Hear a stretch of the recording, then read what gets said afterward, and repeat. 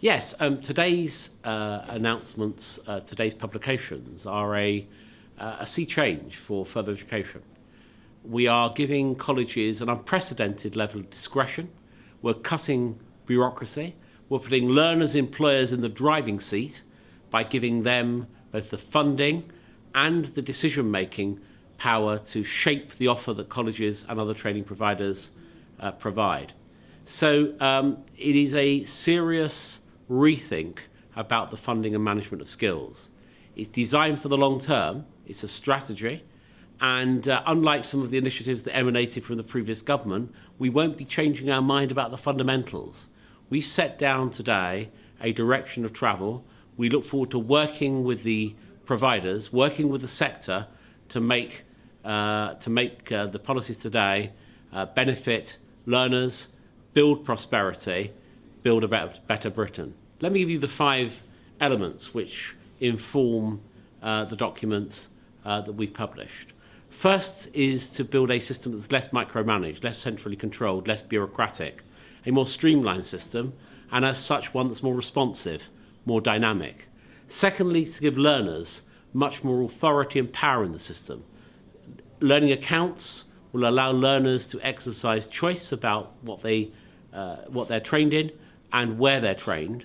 And taking those accounts, they will be able to shop amongst the providers, amongst the colleges and independent providers that are offering their services to them. Thirdly, we want employers to help ensure that what's taught and tested matches real economic need, matches their business needs, which is why we're putting employers in a position where through sector skills councils, they can help to assure the professional standards of qualifications, the occupational standards, and indeed why we're boosting apprenticeships, which we know employers respect and learners like too.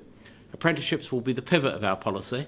We're putting £250 million more into them to create 75,000 more apprenticeships. I want there to be more apprenticeships in Britain than there ever have been before. Why? Because we know what they teach and test, we know how long they take, we know how much they cost, and as I've said, we know both employers and learners want them.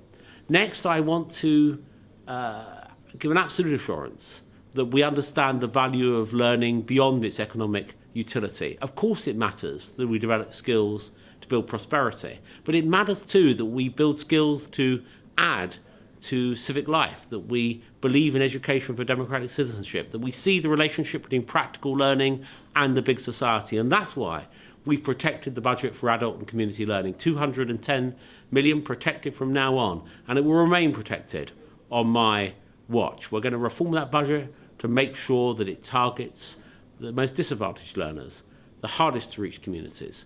We know that adult community learning provides a bridge to accomplishment, to skill, and ultimately to employment for millions of Britain. It's safe in our hands. And finally, we've taken the decision to prioritise basic skills and younger learners. That's why up to the age of 24, people will have an entitlement to level 2 and level 3 provision. Beyond that age, people that want to add to their skills or change direction will be able to do so by means of their learning account and a loan on exactly the same basis as the loans in higher education. That means there'll be income contingent, they'll be paid back over 30 years, no upfront costs, and an attractive rate of interest. We know that apprentices at level 3, over a lifetime's earning, benefit by around £100,000. And so we believe this represents a good value for money package. Times are tough, and the government's had to take difficult decisions. But notwithstanding that, we think this is a positive, ambitious, optimistic strategy which provides a new, powerful future for further education. Finally freed from the Cinderella sector label, able to be treated as grown up, sure to meet the challenge that we've set out today. I'm proud to be part of it. Thank you so much.